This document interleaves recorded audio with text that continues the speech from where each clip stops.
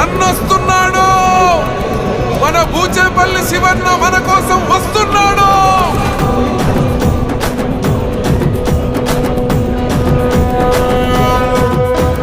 తూర్పు దిక్కున ఉదయించే సూర్యుడు,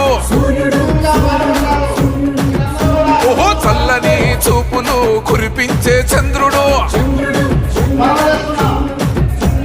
తూర్పు దిక్కున ఉదయించే సూర్యుడు, చల్లని చూపులు కురిపించే చంద్రుడు. మాదర్శి ప్రజలకు ఆదర్శ నాయకుడు బూచేపల్లి శివన్న మన కోసం వస్తున్నాడు.